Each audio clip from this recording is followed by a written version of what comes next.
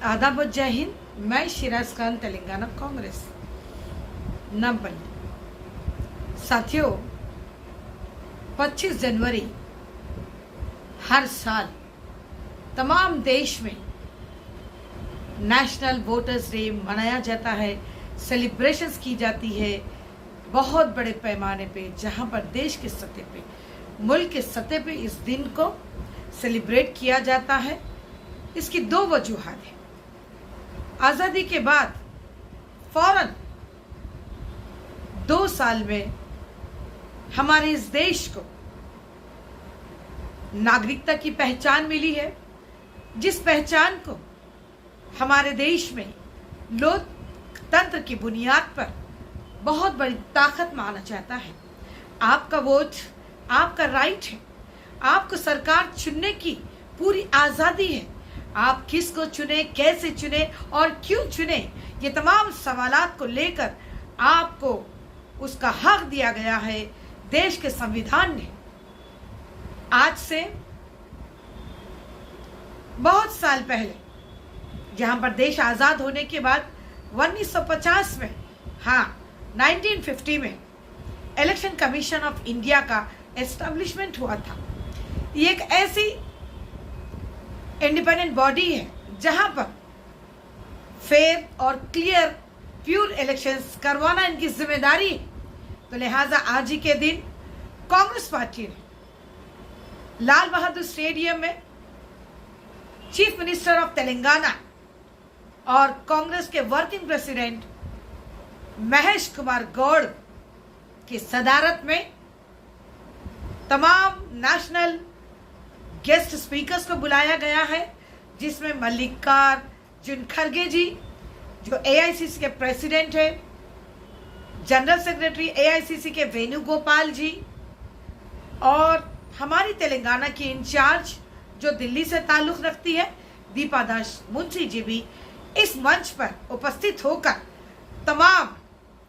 Booth level से लेकर district level तक और स्टेट लेवल तक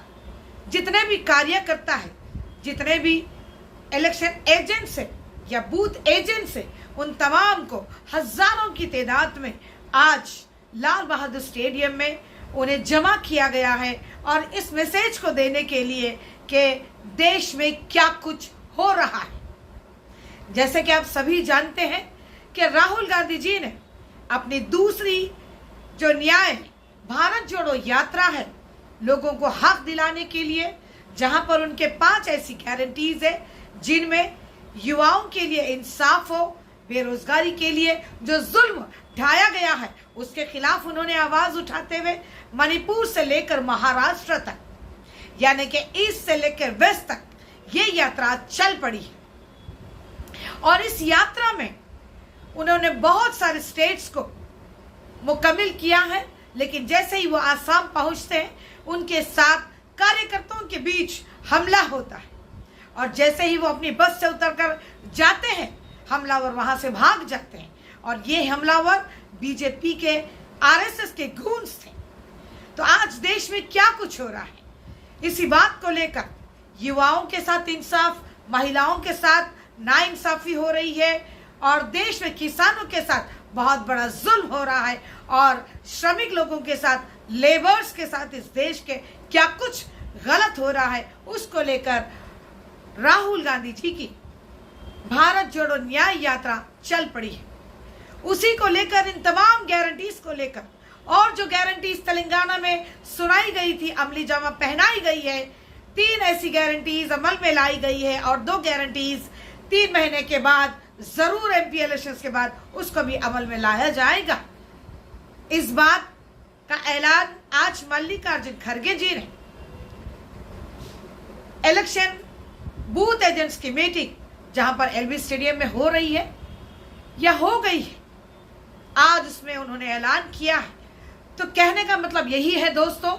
कि आने वाले 3 महीने में, मार्च के महीने में 2024 में मेंबर ऑफ पार्लियामेंट के इलेक्शंस होने जा रहे हैं, और ये बहुत ही ज्यादा यानी कि दिलचस्प होने वाले हैं, और इस इलेक्शंस को एक हमारी लोकतंत्र जंग माना जा रहा है। जी हाँ, जैसे कि हमने इलेक्शंस के जरिए लोकतंत्र के जरिए आम आदमी का वोट का हक का इस्तेमाल करते हुए हमने इस बीजेपी की सोच को, आरएसएस की सोच को कई ऐसे राज्यों में खत्म किया है जो देश के लिए विनाश का काम कर रही थी। और आज भी मोदी जी ने राम मंदिर के मुद्दे को लेकर आरएसएस और मोदी जी या भाजपा सरकार मिलकर इस देश को हिंदू राष्ट्र घोषित करने का ऐलान उन्होंने किया था 22 जनवरी को। और इसी को चलते हुए आज लाल बहादुर स्टेडियम में कांग्रेस की बड़े पैमाने की मीटिंग में इस आश्वासन दिया गया है, लोगों का साथ मांगा गया है, जहां पर हर एक वोटर, हर एक बूथ एजेंट अपने बूथ लेवल से पूरे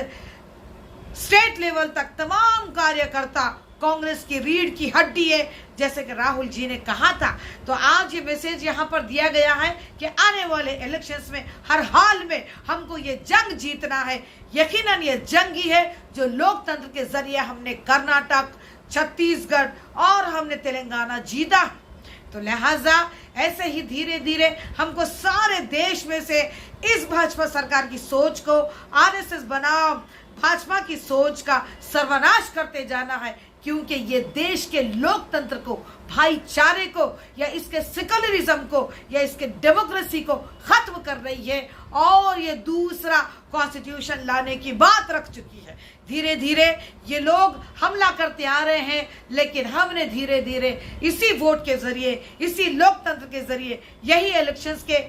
माध्यम से हमने इनको हराया है। तो लिहाजा 2024 का एमपी इलेक्शंस बहुत ज्यादा मायने रखता है, बहुत ही संजीदा है, क्योंकि देश में भाजपा को हटाना है तो कांग्रेस को लाना बहुत जरूरी है और सेंटर में कांग्रेस की सरकार आना बहुत जरूरी है। इसीलिए खड़गे जी ने इस मंच से यही कहा है कि